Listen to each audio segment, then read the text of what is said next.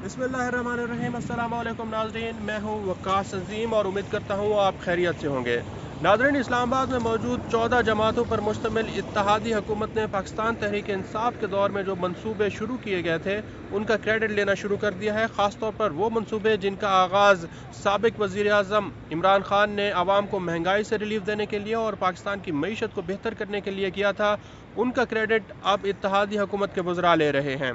और वो मुआहदे जो कि तहरीक इंसाफ के दौर में किए गए थे, उनको पहले इत्तेहादी हुकूमत के जो वज़रा थे वो मानने के लिए तैयार नहीं थे। लेकिन अब सूरत हाल ये है कि उन मुआहदों को न सिर्फ इत्तेहादी हुकूमत के वज़रा मान रहे हैं बल्कि मनोअन अमल दरामद भी कर रहे हैं।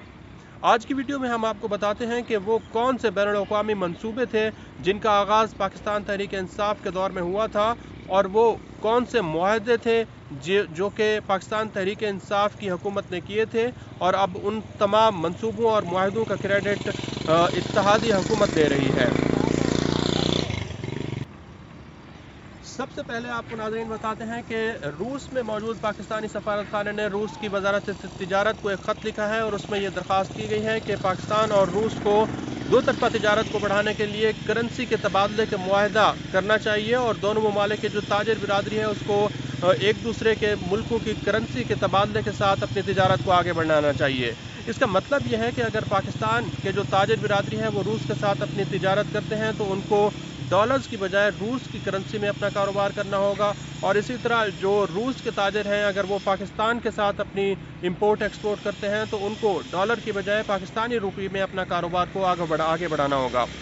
तो नाज़रीन, ये वो पहला मंसूबा है जिसका आगाज़ पाकिस्तान तहरीक इंसाफ के दौर में हुआ था, और आपको याद होगा कि जब साबिक़ वज़ीर आज़म इमरान खान की हुकूमत ख़त्म होने जा रही थी तो उससे चंद रोज़ पहले ही पाकिस्तान की वज़ारत पेट्रोलियम की जानिब से ख़त लिखा गया था और रूस से ये दरख्वास्त की गई थी कि जिस तरह रूस दुनिया के दीगर ममालिक को सस्ता पेट्रोल फराहम कर रहा है, उस तरह पाकिस्तान भी रूस से सस्ता पेट्रोल हासिल करना चाहता है। अब वज़ीर ख़जाना जो हैं इसहाक डार, वो दुबई पहुँचे हैं और उन्होंने वहाँ पर भी इस बात की तायीद की है और इस बात को तस्लीम किया है कि पाकिस्तान ने उसूली तौर पर यह फ़ैसला कर लिया है कि वह रूस से तेल ख़रीदेगा। और जब वो अमेरिका गए थे तो उस वक्त भी उन्होंने अमेरिका में मौजूद जो वाशिंगटन में हल्के थे, अमरीकी अरबाब इख्तियार थे, उनको भी ये बताया था कि पाकिस्तान अब रूस से तेल ख़रीदना चाहता है। लेकिन यहाँ पर जो क्रेडिट लेने की कोशिश है वो इत्तेहादी हुकूमत इस तरह कर रही है कि पहले जब तहरीक इंसाफ ने रूस के साथ तेल ख़रीदने की बातचीत की तो उस वक्त पाकिस्तान तहरीक इंसाफ पर और साबिक़ वज़ीर आज़म इमरान खान पर बहुत ज़्यादा तनकीद की गई, और यह कहा गया कि अगर रूस से तेल की ख़रीदारी की गई और रूस के साथ तिजारत की गई तो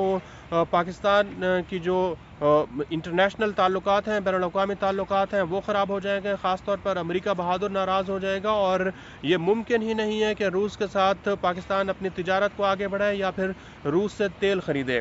आपको याद होगा कि जैसे ही इत्तेहादी हुकूमत यहाँ इस्लामाबाद में बरसरे इक़्तिदार आई थी तो उस वक्त वज़ारत पेट्रोलियम की जानिब से रूस के साथ राब्ता बहाल किया गया और ये कहा गया कि पाकिस्तान भी रूस से तेल ख़रीदना चाहता है और सस्ता तेल ख़रीदना चाहता है। लेकिन इसके साथ साथ यहाँ पर वज़ारत पेट्रोलियम की जानिब से तमाम जो पाकिस्तान की रिफ़ाइनरीज़ हैं उनसे एक स्टडी भी कराई गई और उनसे रिपोर्ट मांगी गई कि क्या पाकिस्तान और रूस तेल की जो कारोबार है वो एक दूसरे के साथ कर सकते हैं या नहीं। और जो रिफ़ाइनरीज़ ने रिपोर्ट दी उसमें उन्होंने चंद नुकात और जो चंद मसाइल थे उसकी निशानदेही की। रिफ़ाइनरीज़ ने वज़ारत पेट्रोलियम को ये बताया कि अगर रूस के साथ तेल ख़रीदते हैं तो सबसे पहले पाकिस्तान और रूस को जो पैसों का लेन देन है, कारोबार है, उसका बंदोबस्त करना होगा, क्योंकि रूस के साथ तेल की ख़रीदारी के लिए ज़रूरी है कि बैनुल-अक़वामी सतह पर इसकी एलसीज़ खुलें, और बैनुल-अक़वामी सतह पर जो एलसीज़ खुलती हैं वो डॉलर्स में खुलती हैं। तो रिफ़ाइनरीज़ ने वज़ारत पेट्रोलियम को ये कहा कि डॉलर्स में एलसीज़ खुलना मुश्किल है, इसलिए कोई दूसरी करेंसी जो है, ख़ास तौर पर जो रूस की करेंसी है, उसके साथ ऐसा मुआहदा किया जाए ताकि दोनों ममालिक को आसानी हो सके। दूसरी जो रिपोर्ट में उन्होंने इस बात की निशानदेही की कि अगर रूस से तेल ख़रीदते हैं तो कम अज़ कम रूस से पाकिस्तान पहुंचने में जो तेल है वो उसको 1 महीना लगेगा। तो इसकी जो कीमत होगी वो तकरीबन उतनी ही जाके पड़ेगी जितनी कि हम अपने खलीजी ममालिक से लेते हैं। तो रूस से तेल ख़रीदने का इस तरह फ़ायदा नहीं है, क्योंकि इसकी कीमत भी जो खलीजी ममालिक का तेल है वो उसके मुकाबले में उसके बराबर ही होगी। تیسری بات انہوں نے یہ کی کہ پاکستان کی جو ریفائنریز ہیں ان کے پاس روس کا جو تیل ہے اس کو ریفائن کرنے کی صلاحیت نہیں ہے، اس لیے بہت مشکل ہوگا پاکستان کی ریفائنریز کے لیے کہ وہ روس سے جو تیل کی درآمد ہے وہ کریں اور یہاں پر پاکستان میں اس کو ریفائن کر سکیں۔ چوتھی جو بات پاکستان کی ریفائنریز نے کی، انہوں نے یہ کہا کہ اگر روس سے تیل خریدتے ہیں تو جو خلیجی ممالک ہیں جن کے ساتھ ہمارے لانگ ٹرم اس وقت معاہدے چل رہے ہیں، ہو سکتا ہے کہ وہ ناراض ہوں۔ تو یہ رپورٹ وزارت پیٹرولیم کے پاس اس وقت بھی موجود ہے، لیکن اب جو وزیر خزانہ اسحاق ڈار ہیں وہ یہ کہہ رہے ہیں کہ پاکستان نے اصولی طور پر یہ فیصلہ کر لیا ہے کہ روس سے تیل خریدا جائے گا اور اسی شرط پر خریدا جائے گا، اسی قیمت پر خریدا جائے گا جیسا کہ بھارت خرید رہا ہے۔ تو پاکستان اگر روس کے ساتھ اپنی تیل کی خریداری کا بندوبست کر لیتا ہے تو اس سے پاکستان کی جو امپورٹ ہے، خاص طور پر تیل کی امپورٹ، اس کے اوپر تقریباً 4 سے 5 ارب ڈالر کا فرق پڑ سکتا ہے، کیونکہ پاکستان نے اس سال تقریباً 23 ارب ڈالر کی اپنی جو امپورٹ ہے تیل کی وہ کی ہے، اور روس سے تیل کی خریداری سے اس کو فائدہ یہ ہوگا کہ 4 سے 5 ارب ڈالر کی پاکستان کو بچت ہوگی اور یہاں پر لوگوں کو سستا تیل بھی مل سکے گا۔ تو ناظرین، دوسرا اہم منصوبہ جس کا کریڈٹ اتحادی حکومت لینے کی کوشش کر رہی ہے وہ ہے کہ سعودی عرب سے 13 ارب ڈالرز کے اماراتی پیکج کے اوپر بغلیں بجائی جا رہی ہیں۔ حالانکہ پاکستان اور سعودی عرب کے درمیان جو تیل کی خریداری کا معاہدہ ہے، قرض کے اوپر تیل کی خریداری کا معاہدہ ہے، یہ بھی پاکستان تحریک انصاف کے دور میں ہوا تھا، اور پاکستان اس وقت سے لے کر اب تک سعودی عرب سے ادھار پر تیل لے رہا ہے۔ اب حکومت نے اس کو بڑھانے کا فیصلہ کیا ہے اور سعودی عرب سے درخواست کی گئی ہے کہ اب پاکستان کو سالانہ جو تیل قرض پر دیا جا رہا ہے اس کی مالیت 1.5 ارب ڈالر سے بڑھا کر تقریباً 4 ارب ڈالر تک، 4.5 ارب ڈالر تک کی جائے، اور